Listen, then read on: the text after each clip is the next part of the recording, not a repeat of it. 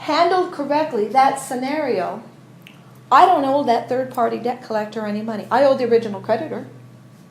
And if I have a couple of extra $100, I can call that original creditor and say, hey, I owed you $1,000, and I've got $300. Can I pay towards that? And the original creditor is going to say, no, because we don't have anywhere to post it.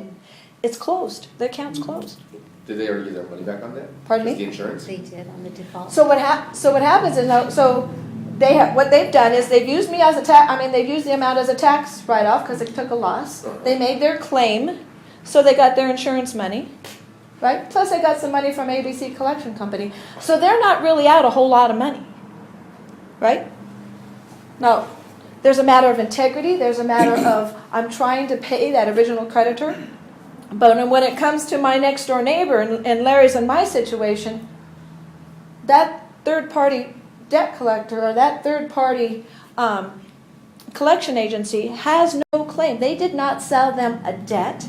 They sold them information. It's not like a mortgage company. When you have a mortgage and they sell your mortgage to this mortgage company, and then you get a letter from your original mortgage company, and you get a letter from the new mortgage company, and only then do you start making payments to the new mortgage company? It's not like that at all. They've sold your actual debt. When it comes to this debt collector, all they've sold them is your information.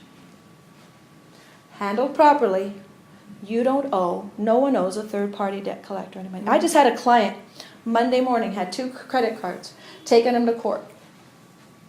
American Express and Citicorp. American Express, he followed the procedures according to the law. He followed the procedures. American Express pulled their, I'm going to take you to court before they even set a court date. He actually had to go in Monday morning to court because Citicorp took him in. Okay, set up a court date. And people get nervous when they see an attorney's name. Now, an attorney means that they know something about the law, but part of their extra stream of income has to do with debt collecting. They become debt collectors. They have a whole division that does debt collecting. So this attorney comes up to him and she says to him, you owe $5,000, how do you intend to pay it? And he repeated the law according to the Fair Debt Collection Act. I have asked for the information that I am entitled to as a consumer. You did not provide that information. I can't research the debt.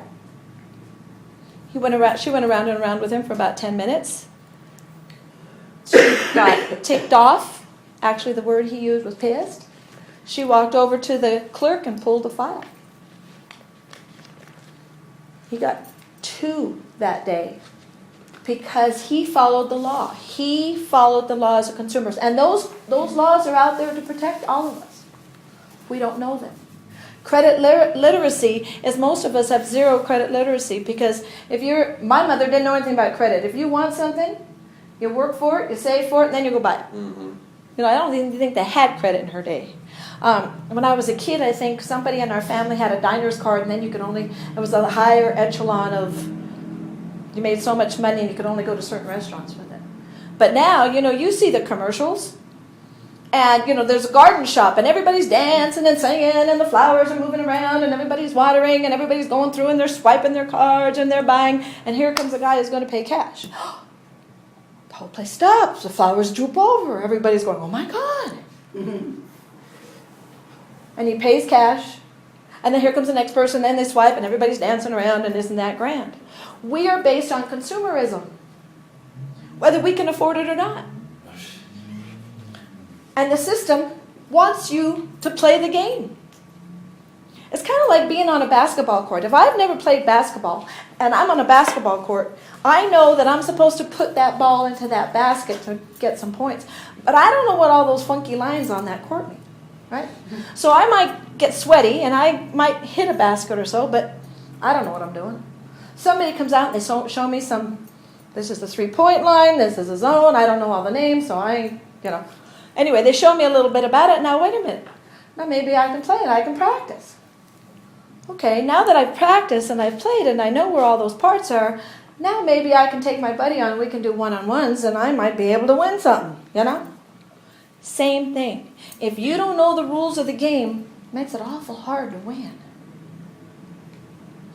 This is the time of year I think creditors really love, because people go and spend more beyond their means, because then January 1st comes along and everybody's like freaking out. Yeah. They're And it's hoping for like- that refund. You know what I mean? They do that whole thing. It's just like and it starts out like we try to save, but I'm speaking to me, not anybody else here. I'm talking to myself. We save all year long, or try to, for Christmas. Still don't have the money, but then you still find ways to get it done. And then here you go at the beginning of the year and starting off from the year. And what's your input on the credit and that, and how that is? It totally ties in with it. What I teach my clients is stop the bleeding. And we're only bleeding a little, we don't have a big old gusher coming out of our sides. Our wallet only has small cracks, and our monies are getting $10 here, $50 here, $100 here, because of those. Part of it is because of those scores. They're taking those fees. They're hitting us with fees. I got a from my own bank. I got an offer the other day that says you have 0 interest. You transfer this over and it's 0 interest till December of next year. Like, oh, isn't that great? But then you turn it over and you say, look, now you got to look at okay, what happens December? Well, it goes 18.99% plus they're going to charge me 4% or $10 for every transaction. Every time I use that card, they're going to hit me with $10. Like, no, wait a minute. Wait a minute. You see the game? So the ideal is to stop the bleeding. Get your scores to 700, 750, which you can do in a matter of months if you know how to do it. Because at that place, it's the 750. You're walking into Solera Bank and you're saying, I need a small business loan, maybe $10,000, and I have a 750 score. What can you do for me? You're talking to your insurance companies, and you're saying, I have a 750 score. What can you do for my rates? Because if you don't do it, this guy over here can do it. 750 is a key. They roll out the carpet. You want to buy a car, you walk in and they see you have a 750 score. They say, here, take the car for a couple of days. Try it out. Instead of, give me your firstborn and your blood before you can go around the block with it. It's very, very important for each of us to know what your rights are, to pay attention, to know how things can legally be done in order to increase your scores. Small things like what I just told you about that opt-out. Your actions on a monthly basis can add points to your scores every month. Yes, ma'am. Marlene, how long does it take, if we would sign up with your service, how long does it take to clean up credit? It depends on the agencies. Because you know that let me preface that. You know that there is a law in Colorado that every single time you go to your car, you're supposed to walk around the car, you're supposed to look in the front and the back and underneath, you're supposed to get in, put the seatbelt on, adjust the mirrors, and drive the speed limit. We did that all today. Oh, yeah. Every single time you get in the car. Not just first thing in the morning, but every single time. Every single time that a creditor reports something about me, they have to follow the law in that reporting, in the reporting of the item. Do you know how many times they do that? Tell me your name again, I'm sorry. Angel. Angel. Have you ever been called by a creditor that says, I'm just calling to verify that you live down on this street and they're at this street and this is your address and this is the spelling of your name? Mm-hmm. You have? Wow. I've never been called for that. I'm not talking about a debt collector. I'm talking about a creditor. Yeah. Wow, that's pretty good. Because 99% of the time, they don't do it. They got data entry people jamming all day long, putting things on our credit report, and they don't care if things are right or wrong, or if it's mine or not mine. They don't care. Because we as consumers are supposed to be paying attention to that. Do you know 8 out of 10 people have errors on their credit report that are significantly hurting their scores? Now, if I'm going to be judged, you talked about the integrity and about how you handle your finances. If I'm going to be judged on those 3 numbers, I'm going to want those numbers to be as correct as I can possibly get them and keep them. Because, you're going to judge me on it. we'll go ahead and do that, but I want those scores to be right. So to answer your question, it depends on the agencies and how quick they respond to how they answer our challenges. I don't want a computer-generated response from an agency. I want proof. Show me that the law was followed in the reporting of the item. But I'm really here to inform you, to give you information so that you can make better decisions. It's better to have 100% of the information so that you can make good decisions than think that you know something but really don't know something. How long does a bankruptcy? Y'all know how long a bankruptcy stays on your credit report? 10 years? 10 years?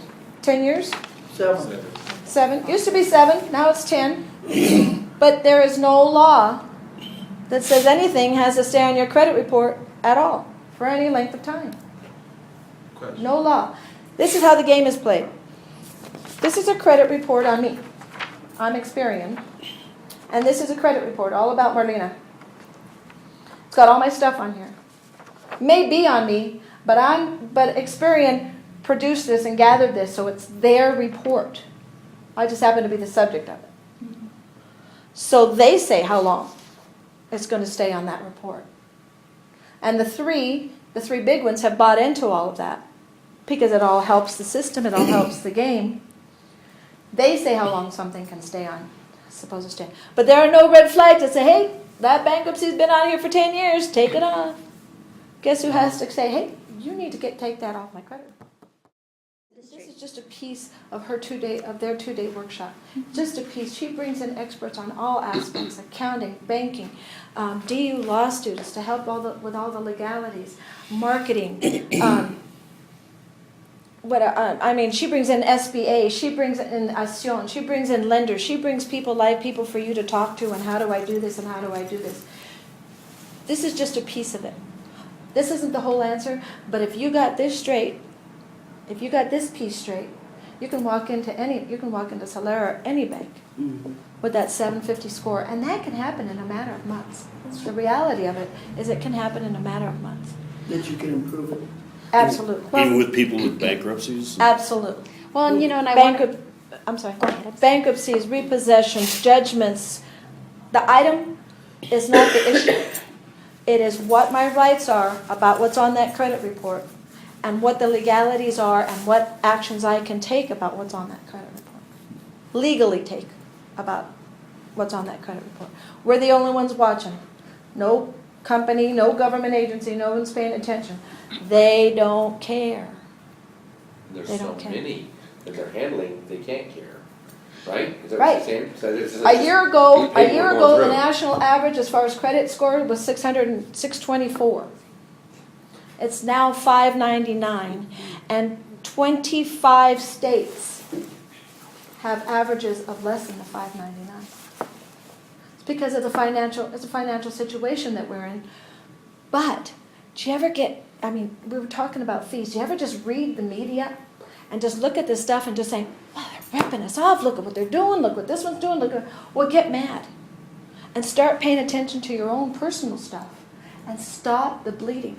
I had a client who a couple of years ago had it in his head he had to have a house for his family. He had a 520 score. There was no way he was going to get a mortgage.